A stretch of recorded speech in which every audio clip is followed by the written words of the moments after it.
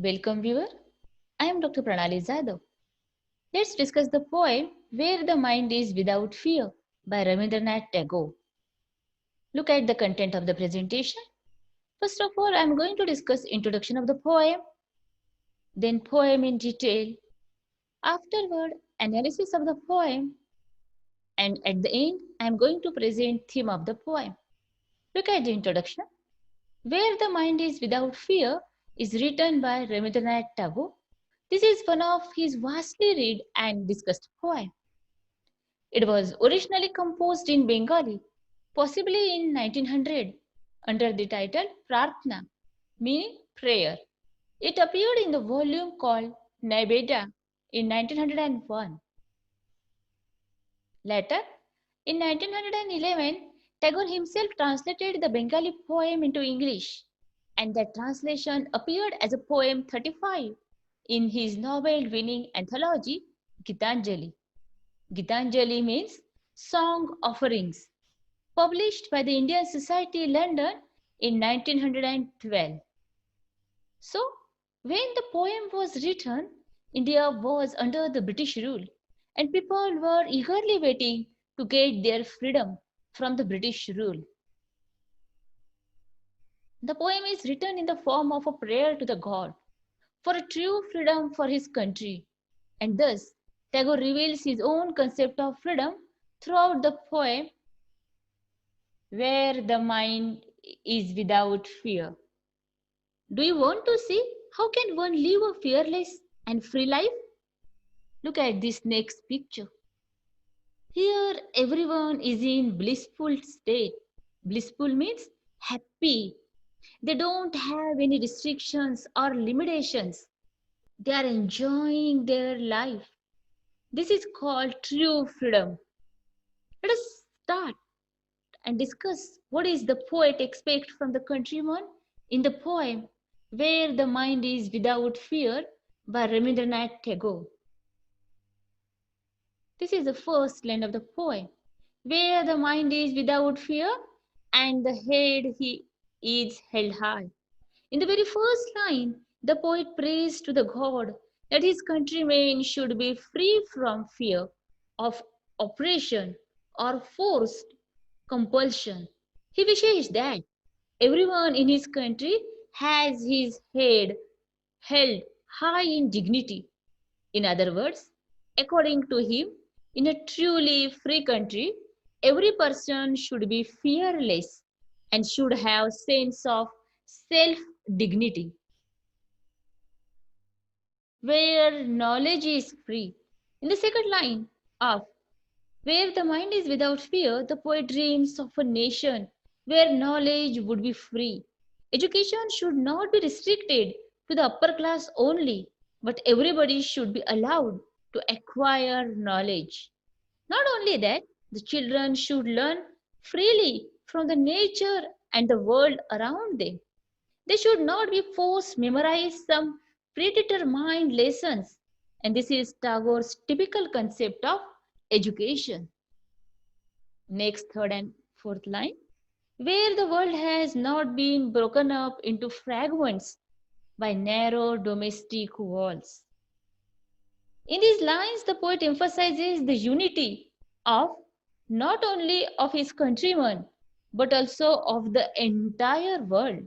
He thinks there should be no divisions among people based on their caste, creed, color, religion, or other baseless superstitions.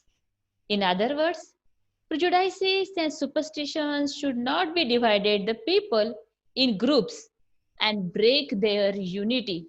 That's the poet desired in this line. Where words come out from the depth of truth. In this line, Tagore wants a nation where people are truthful.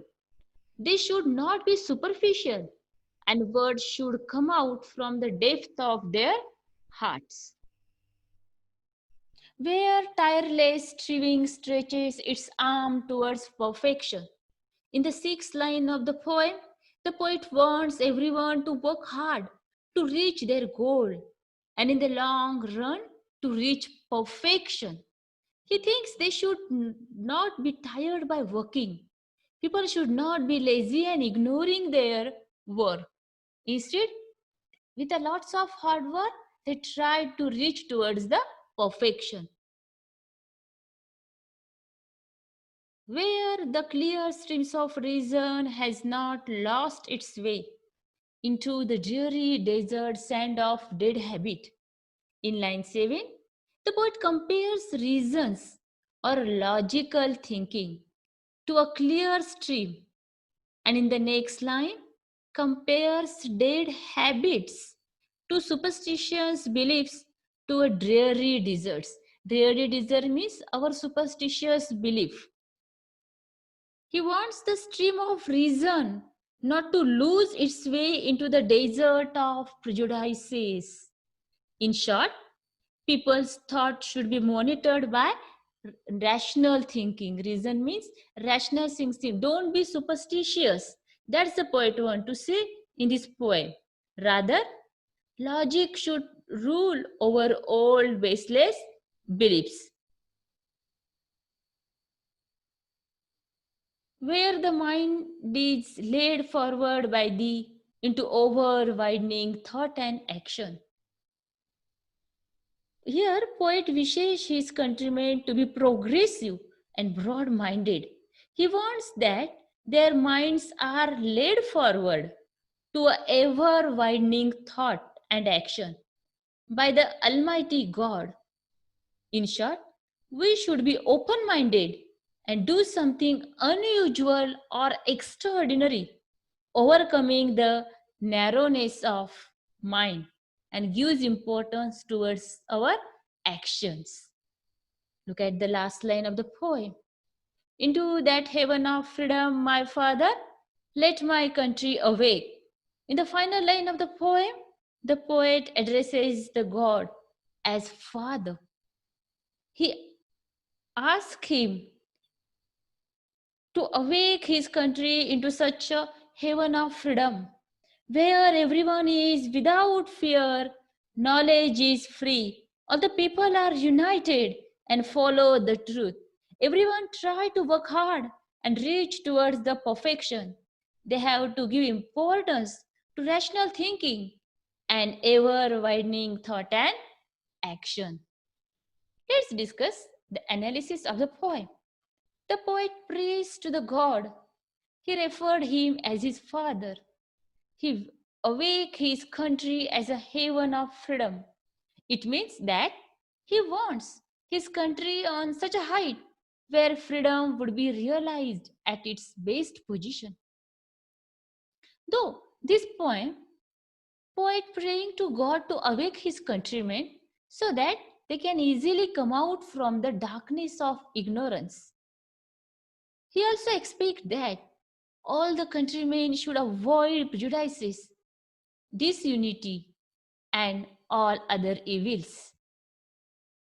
Rabindranath Tagore wants to awaken the God within us, to free our mind from restraints and slavery or suppression. It is not appealing to God, but using it as a symbol to raise or to awake us for the higher self within us. The central theme of the poem is to lead a happy and peaceful life, free from all evils. The poet wants to anticipate that all the countrymen have to become fearless, self dignified, knowledgeable, truthful, hardworking, and broad minded, and try to lift higher self within them. If the people of the nation want to enjoy their freedom, then only political freedom is not so much important. On the other side, they have to become wise enough to enjoy blissful and tranquil life, which is free from any sort of slavery or containment. And for the above mentioned purpose, they have to be fearless and try to get the knowledge. After all, knowledge is the power. Thank you. I hope you understand the poem. If you like this video, please subscribe it, like it, and share it.